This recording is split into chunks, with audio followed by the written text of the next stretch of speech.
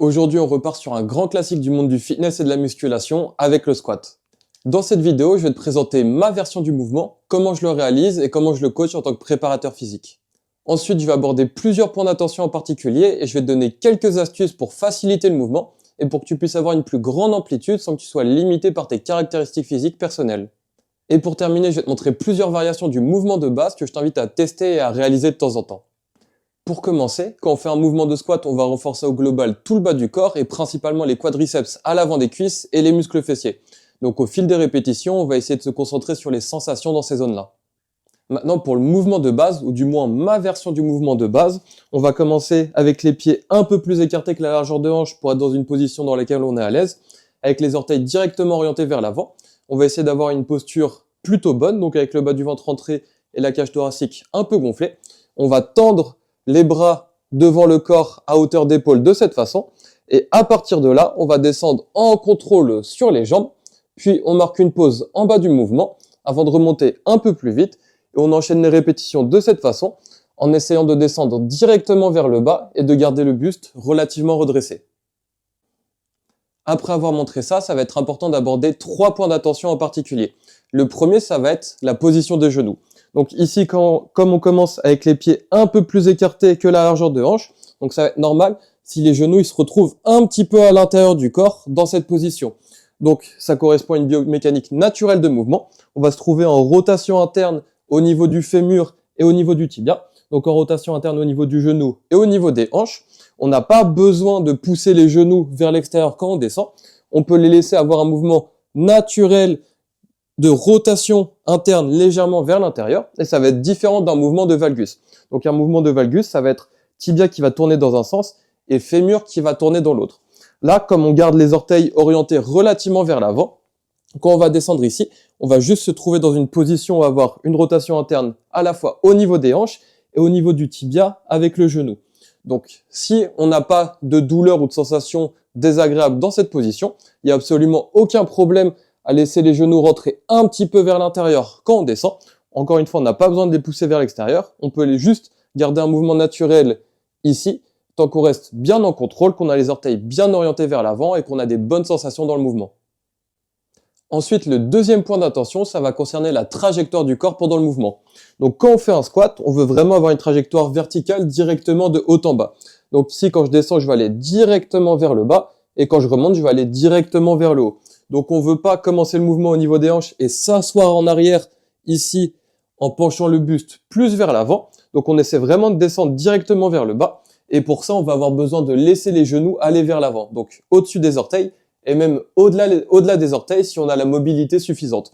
Donc quand on descend ici, on laisse les genoux aller vers l'avant dans le mouvement. Et en faisant ça, on va avoir une charge qui va être placée sur l'articulation du genou, donc sur les tendons, ligaments et compagnie.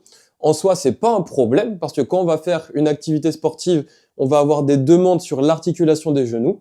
Donc le fait de pouvoir renforcer cette articulation avec la musculation, avec un mouvement comme le squat, ça va permettre de pouvoir renforcer l'articulation qui va pouvoir supporter une plus grande charge et un plus grand stress ensuite dans l'activité sportive. Le seul point qui va être important à considérer, c'est si jamais on a des problématiques au niveau du genou, donc par exemple des douleurs ou des sensations d'inconfort. Dans ce cas-là, on peut trouver des options pour réaliser le mouvement, donc sans faire un mouvement qui va être moins naturel en amenant les fesses vers l'arrière, mais plutôt en essayant de trouver des options pour limiter la charge qu'on va placer au niveau des genoux, tout en gardant un mouvement naturel. Et pour ça, je vais présenter plusieurs options un peu plus tard dans la vidéo. Enfin, le troisième et dernier point d'attention, il va concerner directement l'amplitude de mouvement. Donc, dans ma version du squat, ici, quand je descends donc sur les jambes, je vais m'arrêter ici juste avant de sentir que mon bas du dos il commence à se creuser de cette façon. Donc ici, je descends en contrôle. Dès que je sens que mon bas du dos il va commencer à se creuser et que je ne pourrai plus le garder droit, je marque une pause, puis je remonte de cette façon et je vais travailler juste dans cette amplitude de mouvement-là. Donc dans l'amplitude de mouvement avec laquelle je sens que je peux garder le dos bien droit. Donc moi, avec mes dimensions physiques personnelles, ça me permet d'avoir une plutôt bonne amplitude de mouvement en squat, donc sans charge en plus. Mais pour certaines personnes, on peut se retrouver limité, donc de plusieurs façons, au niveau de la mobilité de cheville, au niveau de la mobilité de hanche, et parfois directement au niveau des dimensions corporelles.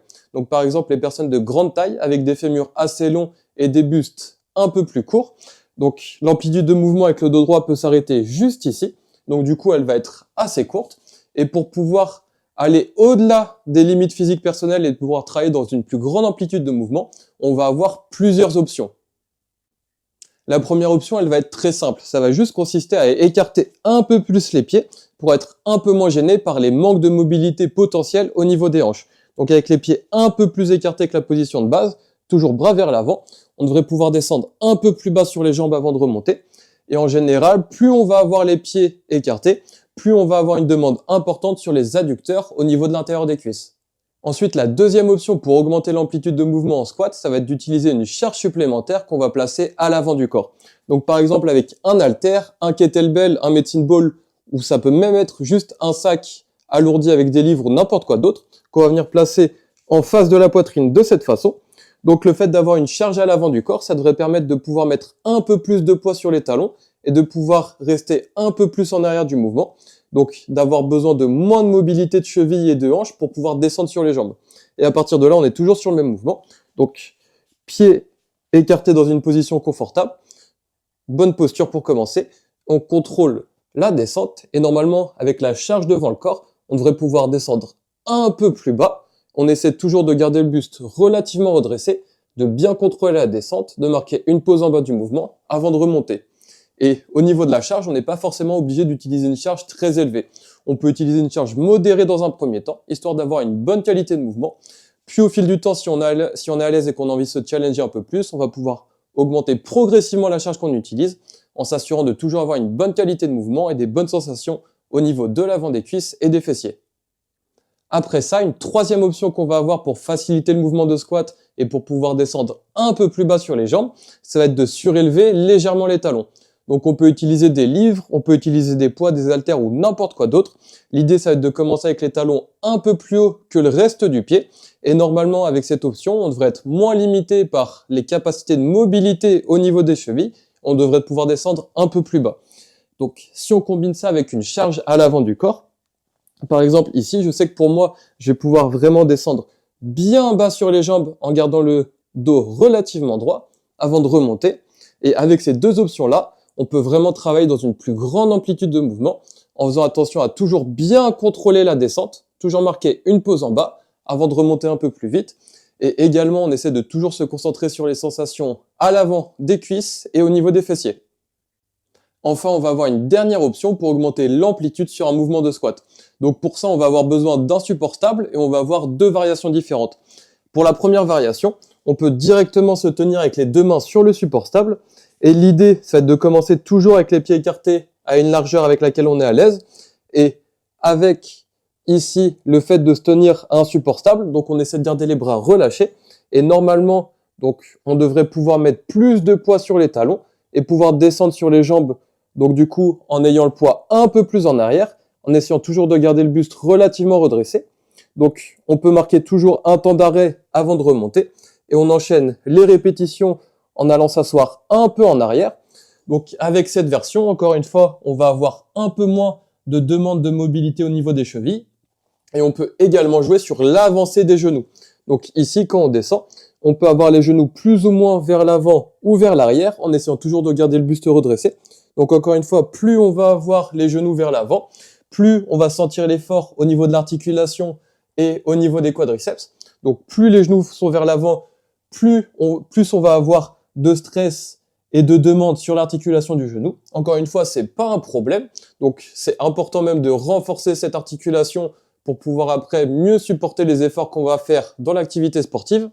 Mais de nouveau, si jamais on a des problématiques au niveau du genou, donc des sensations un peu désagréables, on peut commencer par aller un peu plus en arrière pour limiter un peu l'avancée des genoux vers l'avant. Donc du coup, pour avoir un peu plus de sensations au niveau des fessiers par rapport au quadriceps. Et pour terminer, on va avoir une dernière variation, donc qui va beaucoup ressembler à celle que j'ai montrée juste avant. Cette fois-ci avec un élastique toujours sur un support stable et l'élastique doit avoir une bonne résistance. Donc on va se placer de cette façon. On va mettre l'élastique dans le bas du dos et on va pouvoir faire exactement la même chose, donc sans se tenir directement au support. Cette fois-ci en mettant un peu de tension dans l'élastique, toujours en venant s'asseoir en arrière et on va avoir exactement les mêmes options que du coup dans la variation en tenant directement le support stable. Et dans cette dernière variation, comme dans la précédente, on essaie de garder le buste plutôt redressé et de bien se concentrer sur les sensations d'effort au niveau de l'avant des cuisses et des fessiers au fil des répétitions.